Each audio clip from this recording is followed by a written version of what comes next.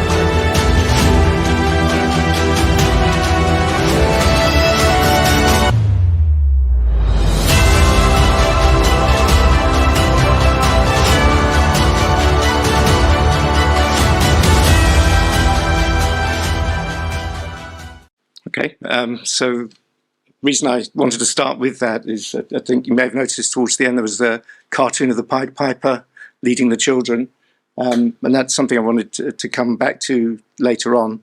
So tonight I didn't want to spend too much time talking about the plot of the novel, other than to say that it's a thriller for anyone who likes historical fiction.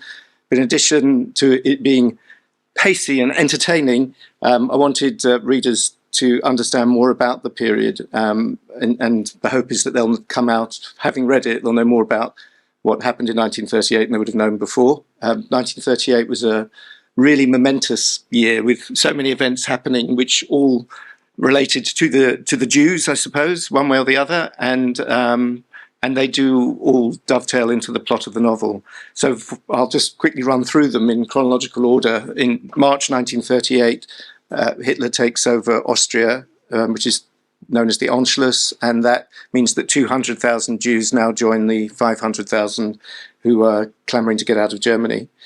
In the summer, there was the Evian conference in France, which was supposed to be 32 nations getting together to find solutions to helping those Jews, but actually it was a talking shop. Britain actually insisted that if it was going to come to the conference, then Palestine mustn't even be on the agenda. So, and as that was the sort of the main place, and the Americans didn't want their quota system to be challenged. So from the beginning, it just became speeches about how they would love to help the Jews. And in fact, the book starts with a quote from Hitler where he's mocking them after the Evian conference, that actually there all this crocodile tears about the Jews, actually no one cares, and it gives him confidence to carry on with his persecution. The Jews of Palestine were not allowed to speak at the Evian conference. They were allowed as observers, and one of the Jewish Agency observers was Golda Meir.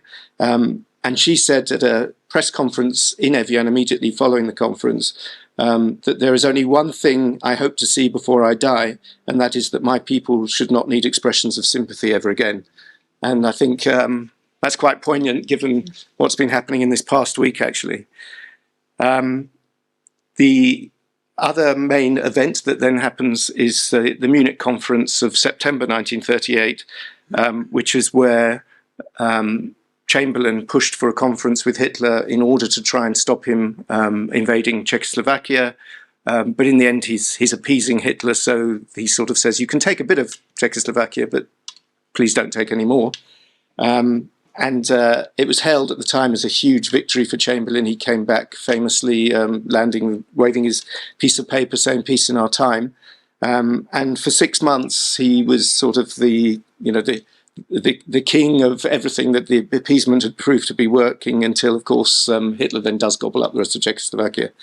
So what wasn't known for many years that I bring into the novel is that at the time of the September conference, German military officers who thought it would be a disaster to go into Czechoslovakia, they thought they wouldn't win. Czechoslovakia was very well defended, it had the best army in Europe other than Germany, and as long as it could hold on to those territories, it had great defensive lines. Once they were given up, they were defenseless. So these officers were plotting to overthrow Hitler the moment the Allies, France and Britain, took a stand over Czechoslovakia, and they were actually in contact with the British and begging them just to dig their heels in and not give Hitler what he wanted, at which point they would act. And of course, they didn't listen, and the plot never took place. But we'll come back to that as well, because that is woven into the plot of the novel. There is, in October 1938, and it very much relates to this family here, the Germans decided to expel 17,000 Jews of Polish extraction from Germany and push them over the Polish border, because the Poles had just announced that they were going to toughen up their own immigration controls and that they were not going to let Jews in. So the Germans wanted to test this, and the Poles wouldn't let them in, and the Germans wouldn't let them back. And you've got 17,000 Jewish people just sitting in no man's land for a couple of weeks. This family is caught up in that. And I'll talk about that in a moment. But the other event is that another family, the Greenspan family, who was part of these 17,000, one of them writes a letter to her brother in Paris saying how awful the conditions are and how badly they're being treated. And Herschel Greenspan takes a gun, goes into the German embassy in Paris and kills a Nazi official. This then becomes the pretext for something that the Germans have always planned for, and they were ready to go. This was to be a spontaneous a pogrom against the Jews, which the Nazis would be powerless to stop. And then just 9 days later is the Kristallnacht pogrom, the Night of Broken Glass, which again features heavily in this novel. And then the final event of 1938 is December 38, the first Kindertransport, which weren't yet called Kindertransport, but the first transport of Jewish children from Prague, Austria, and Berlin goes to England. And this was something that came about as a result of the horror that was felt in Europe. And again, it's got parallels to what happened last week. The pogrom was so awful and so bloody that people who at Evian weren't willing to do anything felt we must do something. And the British government, they didn't organise this transport, but they let it happen with certain conditions. I may talk about that later as well. Because one of the things I particularly wanted to write about when mentioning the Kindertransport is that if you ask people in Britain today, and particularly if you speak to the Kindertransport survivors themselves, who, you know, I spoke to many of them over the decades, and if you speak to their children today, they all speak wonderfully highly of Britain. You know, Britain saved their lives, and what a wonderful thing it was, and how well they contributed to British life, which is, of course, perfectly understandable. But I wonder if it had been the same if they had talked to the parents, and the parents might have looked, as hinted at in that trailer, they may have seen Chamberlain as a Pied Piper who actually had split the children away from the parents and taken the children, but left the parents behind. And so when I write about it in the novel, I'm looking at it very much from the parents' point of view and how they might have felt losing their children to effectively British policy. And although Britain looks good compared to everyone else, that's because everyone else was even worse. It's not necessarily that Britain behaved well.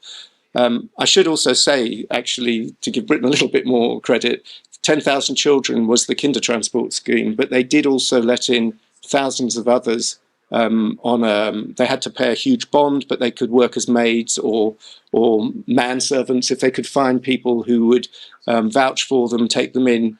And actually, throughout the Second World War, Britain did let in 60,000 Jews, including the 10 from the Kindertransport.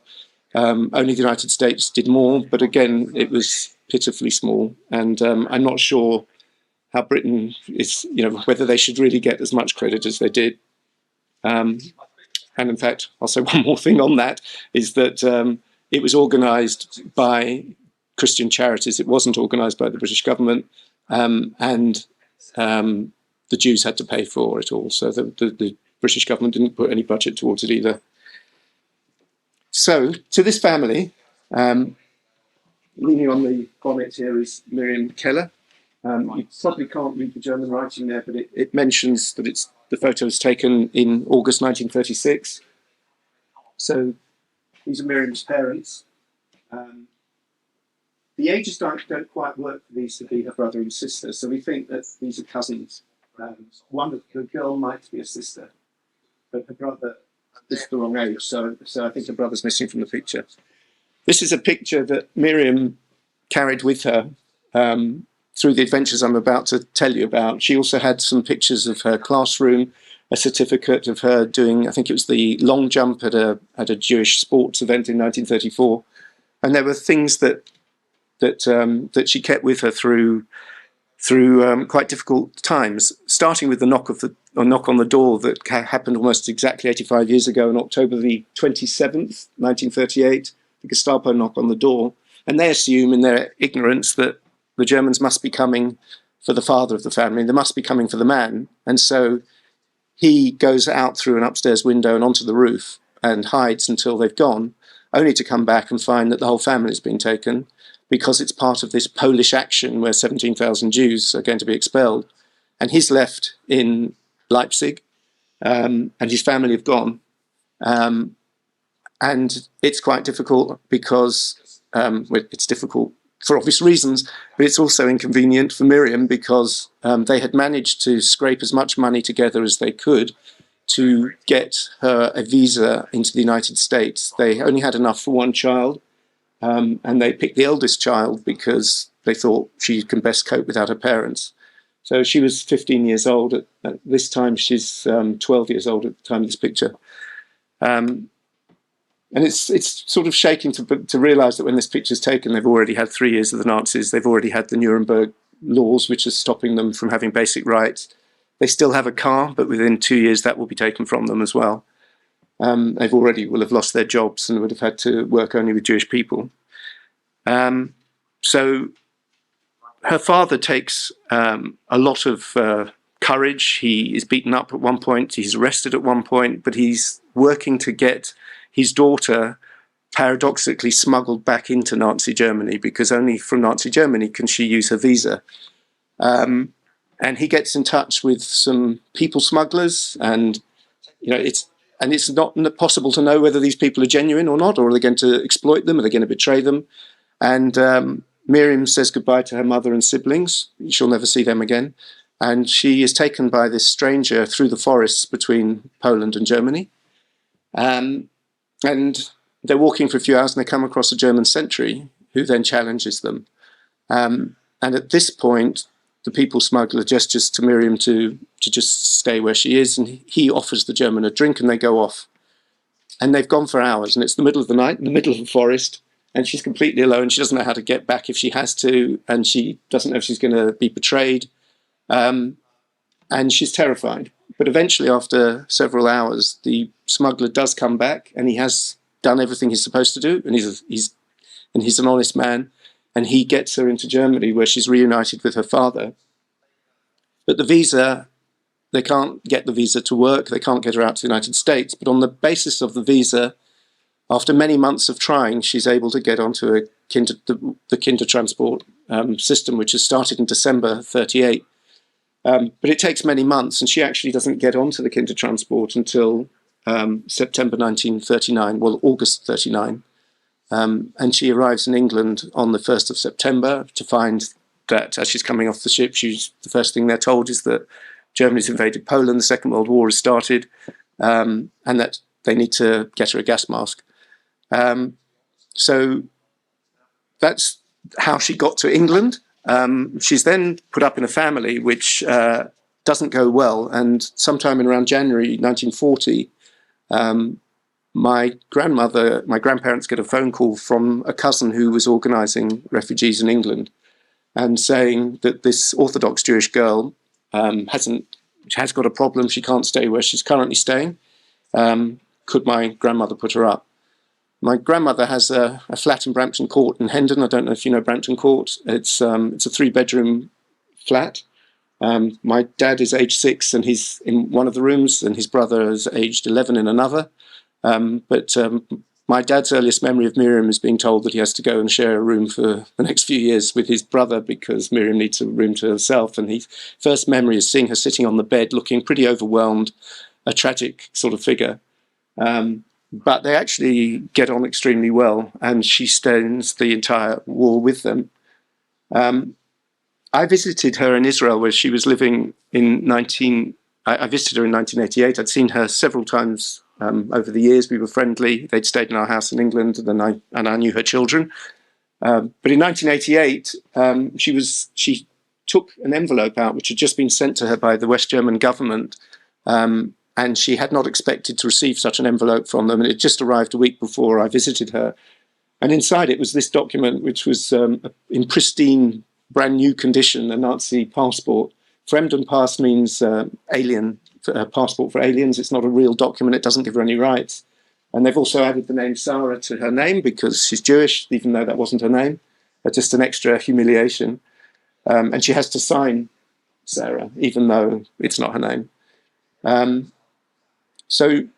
she was quite shocked to see this document. She didn't remember it ever existing. She recognized the photograph, doesn't remember it being taken. She obviously knew it was her. And to this day, we don't really know how the West German government had it and why they sent it to her. They'd been in contact with her over possible compensation, which she never got because Leipzig was in East Germany.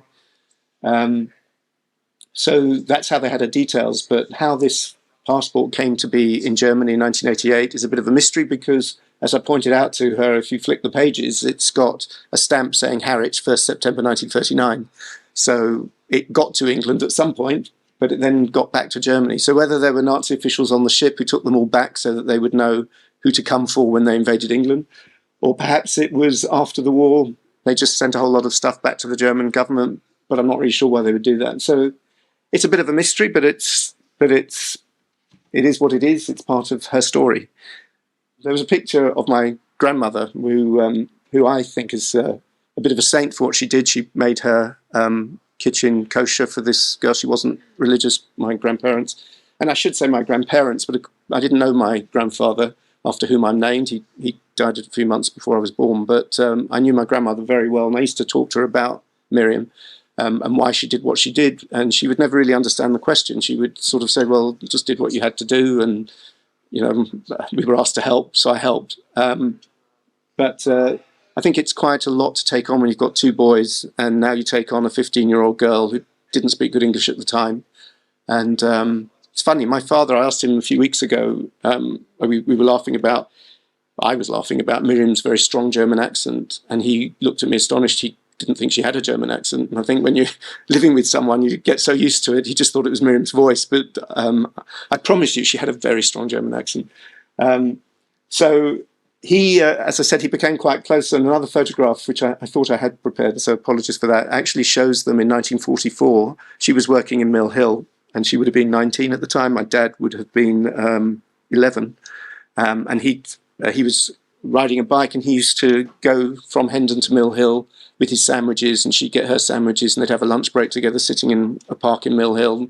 And that just showed the lovely relationship between them. And there is a photograph of him with his bike standing next to her in Mill Hill. I might email it to some of you. Okay, so that is the story of Miriam, to whom the book is dedicated, and also dedicated to my grandparents. You've seen a bit of the plot in the trailer, but I wanted to just go through some of the real characters, the historical figures that appear in the book, just to tell you why they're there and what I think of them. But I just want to say one last thing on the Kindertransport, which is something that just appeared in this weekend's papers, which was quite fitting given this talk I'm about to have. Simon Sharma wrote in last Saturday's Financial Times in the wake of last week's pogrom in Israel, and he was describing how the Jews throughout history have always been attacked irrespective of whether they have a state or not, so you can't blame Israel for it. And he writes, in the face of lethal peril, help has been conditional. Children were rescued by the Kindertransport on condition of being separated from their parents, many of whom they would never see again. And I just thought that that's quite apt, given what I was about to say, that he thinks the same, that the British shouldn't get a free pass on this. But there were other villains in the novel, not just the British politicians. And you got a sneak view before of this chap, who is Sir Oswald Mosley. And in the novel, Veronica gets to meet him because she's going out with a boy from the BUF, the British Union of Fascists, and she mixes in aristocratic circles. I could have brought up as another fascist the Duke of Wellington. There are a lot of aristocrats who were on the sides of the fascists. But we also have to remember that no one knew the future at that point. No one knew what fascism was going to lead to. They didn't know just how bad it was. So maybe I've let the Duke of Wellington off by not putting him in here. But Sir Oswald was definitely anti-Semitic and became more anti-Semitic as he thought it would get him more votes. I don't know that he was an ideologue in anti-Semitism as Hitler was, but he was quite happy to play the anti-Semitism card, and I guess he was similar to Mussolini in that way. And in fact, he modelled himself much more on Mussolini than on Hitler, because when he started with the Fascist Party in the early 30s, Hitler wasn't so well known. Mussolini had already been in power and was someone he admired. He started off as a Labour MP, and he wanted to stand up for those who'd returned from the First World War and not got the lives that they expected. And he thought that if he could blame the Jews and the Bolsheviks, then that would perhaps be a good way of getting popular support. As I say, he got more anti-Semitic as time went on. In March 1940, he told his followers that Jews were enemies who would not be beaten by the ballot box, but by more drastic means. And to say that in 1940, I think we know what he would have done. His wife, who's, there's his wife. So she's sitting next to her brother, Tom Mitford. Can't remember who the other bloke is. He's a German Nazi. But they are at a Nuremberg rally when this picture's taken. She was a very glamorous, beautiful woman, one of 5 sisters and a brother. Tom was actually killed in the Second World War fighting for Britain, which has to be said with these people because you can't be sure who they were fighting for, but he was fighting for Britain. So she was right-wing. She had a sister, Unity, who was even worse. And then she also had Jessica, who was a communist, and they had diametrically opposed views, particularly over Spain in the 30s. So the MI5, who had a file on these two, actually felt that Diana Mitford was far cleverer and more dangerous than her husband. So she's a great character to have in the novel, to interact with Veronica. And usefully for me, in 1938, Diana's making lots of secret trips to Berlin in order to negotiate with the Nazis on setting up a clandestine, well, I guess in Berlin it wouldn't have been clandestine, but it was a radio station that would broadcast propaganda back to Britain. So Veronica is able to take advantage of some of these trips and hop on a plane with Diana. And the MI5 report actually said that the principal channel of communication between Mosley and Hitler before the war was through Diana, and those visits during 1938. She acted as a go-between on these negotiations. At the time, they instilled fear in the Jews of England. And I suppose if you're all feeling a little uneasy about the Muslims in Britain this week, so I think it helps us imagine just how much worse it was in the 30s where you don't know what the future is. But these two seem to be, rousing the mob against the Jews. I think there's no doubt that if Hitler had successfully invaded Britain, these two would have been his willing executioners when Jews were being rounded up. But But after the war, they tried to resurrect themselves. They were interned by Churchill whilst invasion was still possible. They were let out, I think, in 1943. She was in Holloway. He was in Brixton. And then they just resurrected. He stood for election as a fascist in elections after the war, never got many votes. But they sort of reinvented themselves. Like, they never realized how bad Hitler was. When they saw him, they just saw a loving man, family man, whatever. And they were never apologizing for what they did. They were in denial. They denied it, but carried on in the right wing of British politics. And here they are in later life, having... I think in 1989, Diana actually appears on Desert Island Discs, and during which she says how beautiful Hitler's eyes were and what lovely hands he had, and that she couldn't possibly have known what he was going to do to all those Jews. So she, as I said before, one of her sisters was even worse. And there's unity here. What you can't see in this picture is that this little round badge is a swastika Nazi member badge, which she was very proud of. She was besotted with Hitler, in love with Hitler. She sought him out by finding out which cafeterias in Berlin or wherever in Germany it was that she would be able to find him and sit near a table, and she got friendly with him. It's possible they had an affair. What we do know is that Eva Braun, in her diary, was jealous of Unity and wrote down that she was jealous of her. It's possible that she didn't. She certainly was promiscuous, and she enjoyed spending time, let's say, euphemistically, with SS men, possibly to make Hitler jealous. It's hard to tell with her. And here's Diana and Unity with admirers, let's say, all, I'm sure, about to have blood in their hands.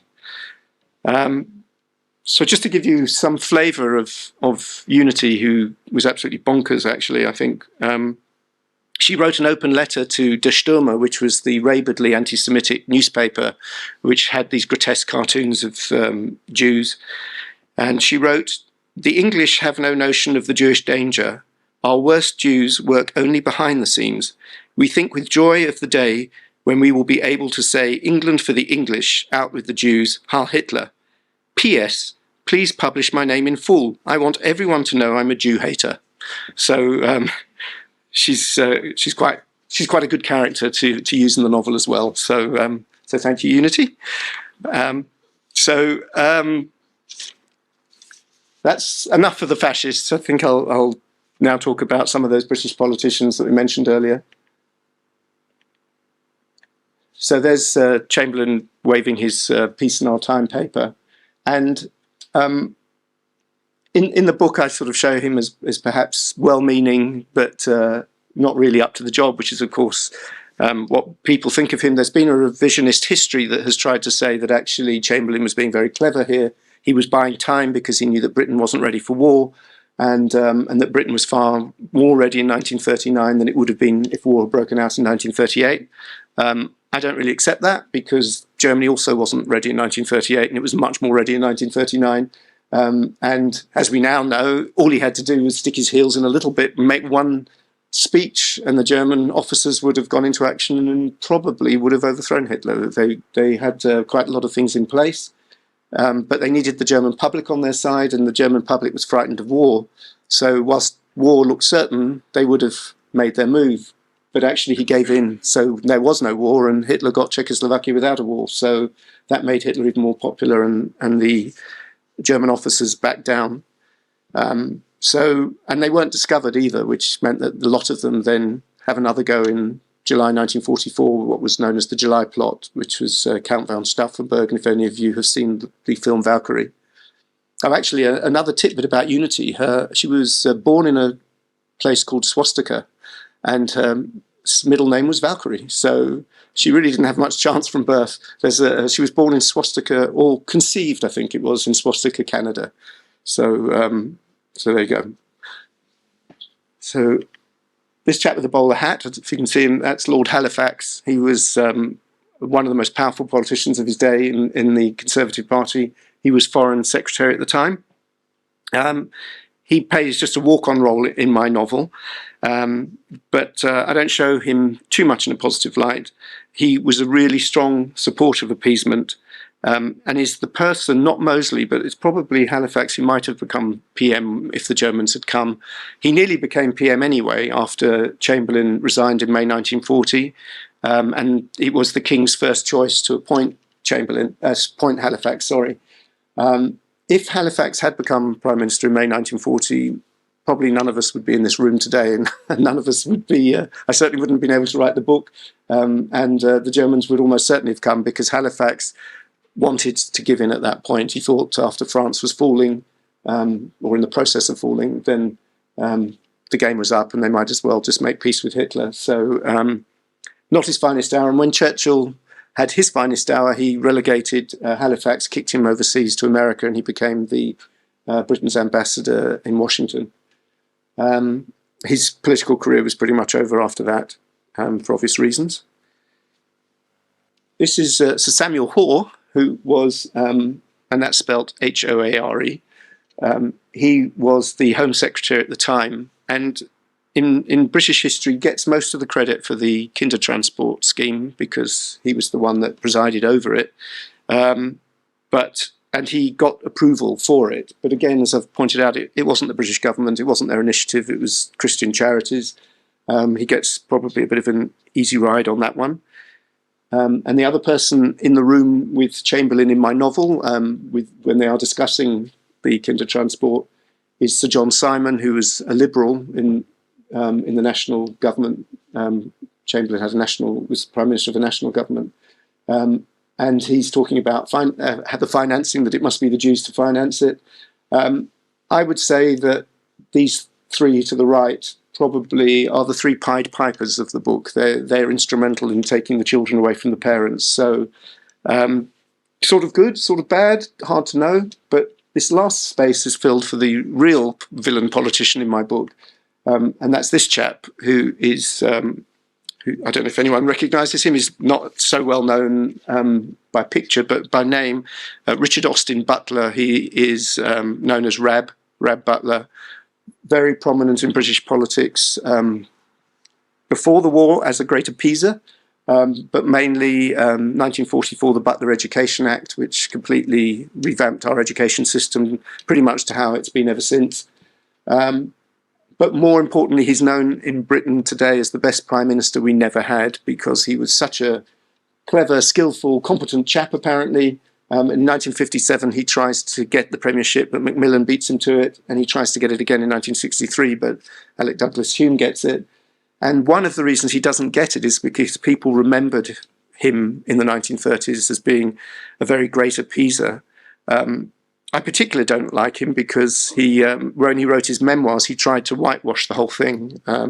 He tried to show that he had supported Halifax in leading the drive away from appeasement once they realised the game was up in March 1939, when the Germans took the rest of Czechoslovakia. But actually, scholars who've looked into it said this was wholly false. He did not try to do any such thing. And Butler's own papers suggest he went to greater lengths to meet Hitler's demands than any other figure in the British government in 1939. His efforts to revoke Britain's guarantee to come to Poland's aid went beyond any others. His memoirs also imply that, like Chamberlain, he tried to buy time in order to buy Britain more time with rearmament. But as others have said, Butler did not merely go along with appeasement, he waxed hard, long and enthusiastic for it, and there is very little evidence that he took the slightest interest in the rearmament programme, to which he devotes such emphasis in his memoirs. So he was an out-and-out liar, and I was pleased to turn him into an out-and-out villain in the book as well, where he's behind a plot with some British fascists. So, but those of you who haven't read it, I'll let you read it. Butler distorted facts, grossly misrepresented his responsibility and attitudes in 1938. So those are the British politicians that the Jewish people had to contend with in the 1930s. I'll now talk about some Germans. These are the Germans who are prominent in my book, but also part of the plot against Hitler in 1938 and again in 1944.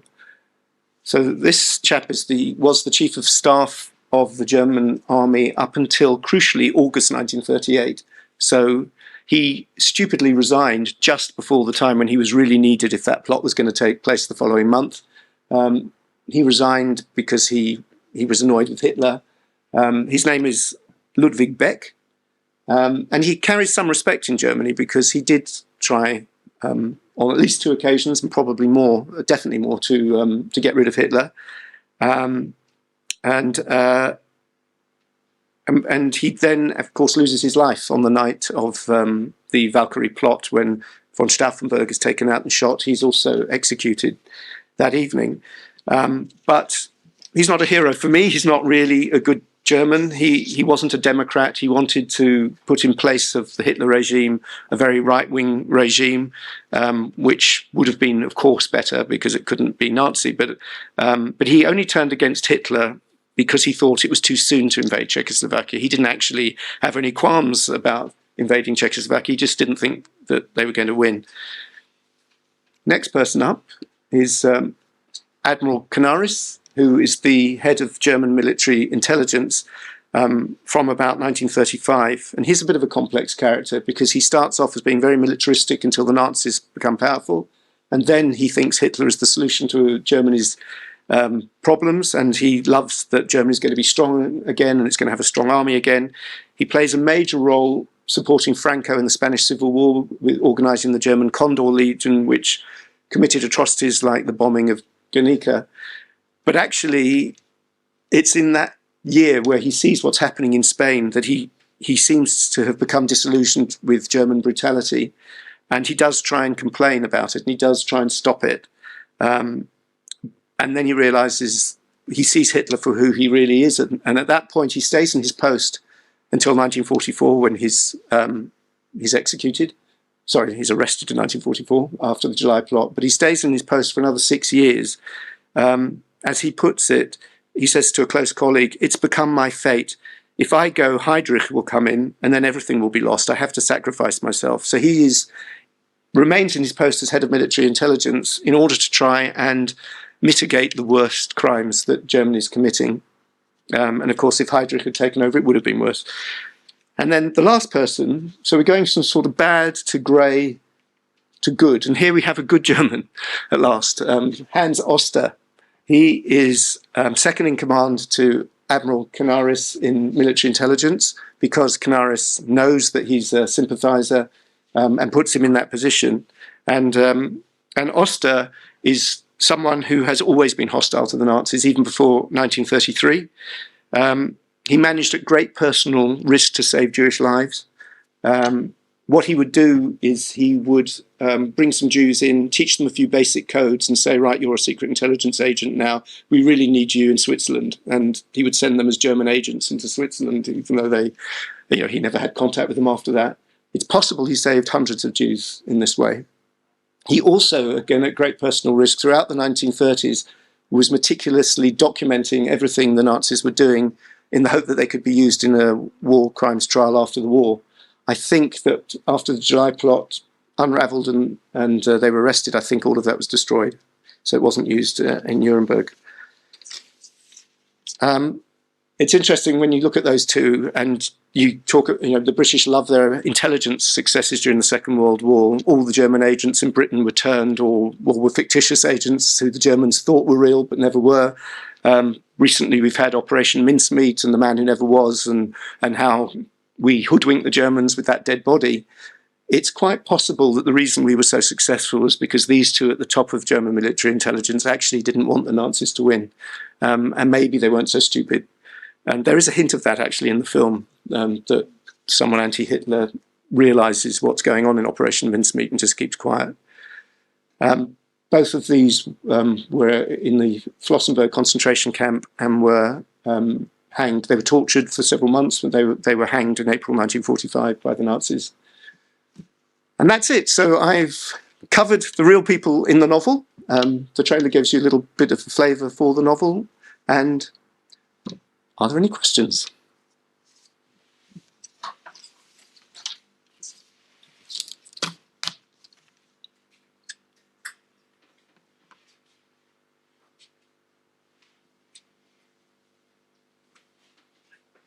In the novel, Veronica had a Jewish mother, an aristocratic Jewish mother, who hadn't declared herself.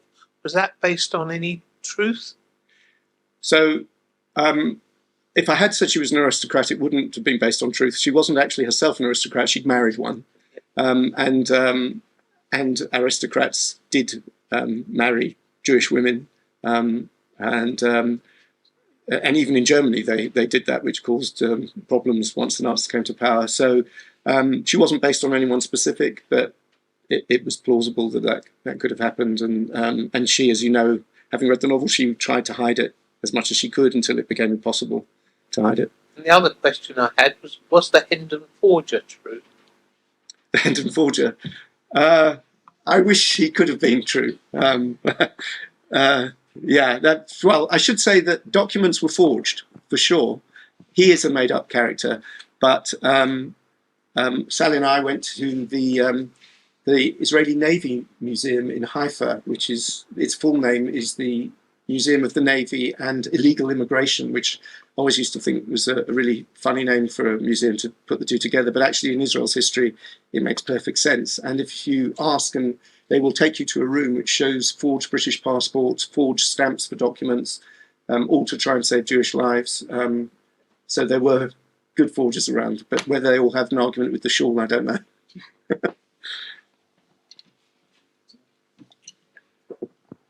Hi there.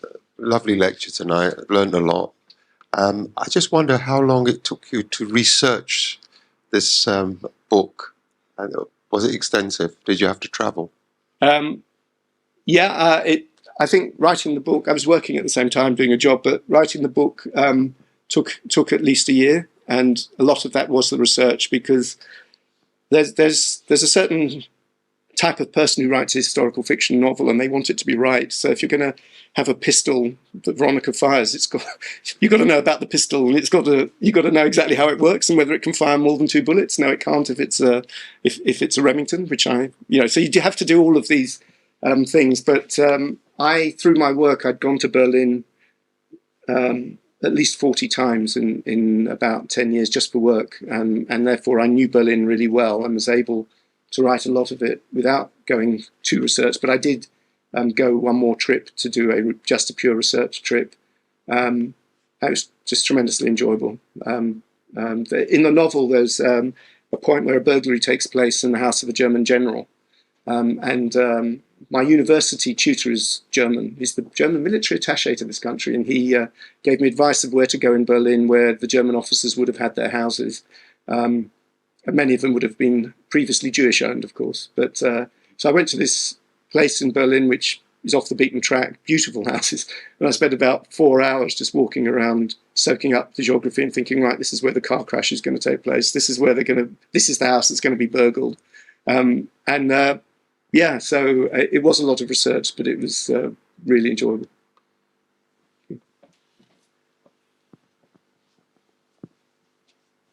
I just wanted to actually ask more of a personal question about Miriam. How long did she continue living with your family? And her mother and siblings died. Did her father was he also killed? So yes, as shown in the book, when the Kindertransport fictitious children of the book take their leave of their parents, there's an emotional scene which people have found very emotional reading it, and I have to say I find it so emotional that when I think about it I want to cry. But so it's not my writing that's doing it, it's because it actually happened. When her father is rushing to give her sandwiches, this was a story that Miriam told me, and that was the last time she ever saw her father, and that was in Berlin. So he went back to Leipzig, and I suppose he survived as best he could until Jews couldn't survive any longer. She lived with my family for 6 years. In 1946, she left from that flat to get married. I think she was married in Raleigh Close. And she married a New York Jew who had been so furious that the Americans weren't in the fight that he had gone north of the border and he joined the Canadian Army and was in England as a Canadian, met her at a Jewish event. A very Orthodox Jew as well, a Time Life photographer who you might be interested to know, had a photograph interview after the war with Eamon de Valera, and he showed me one day all the prints and photos he'd taken of that session, which was really, really interesting. He would photograph a lot of famous people, and they lived in New York, but just after the 6-Day War, they went to live in Israel, which is where we were able to meet much more frequently, and they were at our wedding. So some of you have been in the same room as her. I was a bit surprised at what you said about Rab Butler. In the post-war years, he was seen as very much a centralist, and there was a term coined Butskalism that Rab Butler and Hugh Gaitskell of the Conservative Party and the Labour Party were almost indistinguishable and had fairly liberal economic views. Just goes to show, indistinguishable, except one was a Nazi and one wasn't. But yeah, no, I know what you mean, yeah. He certainly tried to reinvent himself after the war. Yeah. Geoffrey, not as you know, not myself not being a scholar of English history. How significant were the British Union of fascists in the 1930s, and was there any real risk that they could have gained political power? So I'm going to come over as knowledgeable, but that's because I just listened to a programme on it in The Rest is History, which covered it. So I can tell you. So I can tell you that the most party members they ever had was around 1933-34, which was 50,000, which isn't huge. There was then the famous rally at Olympia in 1934, where apparently it was quite common in those days to always heckle people in politics, and they would often be pushed aside in a meeting, whether it was the Conservatives or whoever. But what he did differently at Olympia was he turned the searchlights on the heckler and watched as he was beaten up quite badly, as they were beaten up badly, following which his party membership went down from 50,000 to about 5,000. People didn't like the violence. They weren't as willing to be as anti-Semitic as he wanted to be.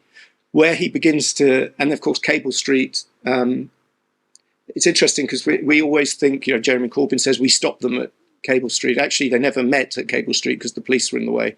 So the anti-fascists were fighting the police at Cable Street. But actually his support went up after Cable Street because the publicity, and everyone thought, oh, he's doing the right thing. It went up again because they were the peace party in 1938-39. They were saying, we should appease Hitler. Who wants another war? We don't want our boys dying for the Jews. So we shouldn't have war. And their party membership went up again to about 30,000. But it was never, ever big enough. But of course, that would have changed if the Germans had come. Then everyone would have been a Nazi.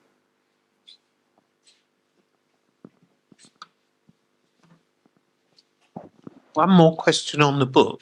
You feature an MP quite as a well-known personality. Was that based on truth or fiction I'm again? afraid not. No, he's fiction as well. So that's good fiction, right? He's got to be believable.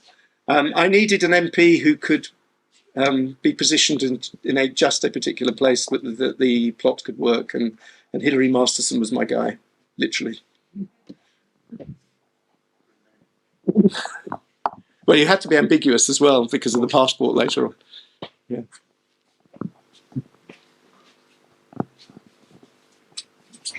One question. Oh. I know most of your books are based on Jewish themes, and I just wondered, is that going to continue on future books that you might write? Yeah, I mean, I if I had the time, which sounds stupid, but I'm going to get my PhD out of the way. I've started a few chapters of a sequel to this book, which takes Veronica into the Second World War. Whether it will be any good, whether it will ever see the light of day, I don't know, but I've got some ideas that I'm jotting down. And there will be, a Jewish history theme through that as well. I was just wondering about the order in which you planned the book, because you have such an amazing mixture of fiction, of real people and fictional people. So did you begin with the plot and then sort of place real people within it and create the extra characters you needed? Or, what order did it happen? I'm trying to remember now myself. I do know that I didn't write it in chronological order. I wrote it. I was always scared that I'd get authors block, writer's block. So if ever I thought on a particular thing, I don't know what to write about that, I would just write a different chapter where I did have something to write. So I never actually had a block, which is why I was able to do it in a year. I didn't know where it was going at the beginning. So if and it's Sally laughs about it because lovies and like to say, it's the characters, they write it. But actually, I now know what they mean. When it gets, of course, it's in your head, but it went in directions I didn't expect. At the time, in one of the early chapters, you see that she's got a hidden note, that she's hiding it in a contraceptive tube. And yes, I had to research about contraceptives at the time as well, just to get the right tube. But actually, at the time, I knew this is a really good way to end this chapter, but I had no idea what was in the note. That came months later when I worked out, okay, now I know what's in the note. I knew she'd get there in the end. So yeah, I think so some people said they find to write a historical novel really difficult because of the dates. I found it really helpful because all those dates I told you at the beginning, they gave me a structure on which to build the plot. And I actually had some quite complicated spreadsheets to make sure, particularly in the week of the Munich conference, when at one point the British pull the fleet out, and that has to be thanks to Veronica. So I had to have Veronica doing certain things that would mean, that's why the fleet's being pulled out. So it helped. I found that it helped me.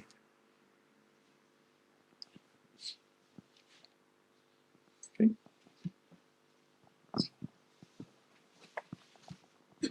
Thank you, everybody.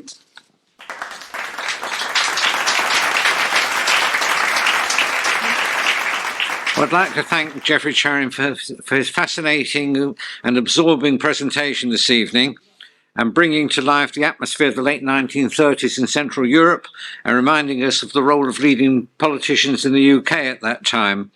He'll be available to sign copies of his book at the end of this session. Thank you very much for your lecture.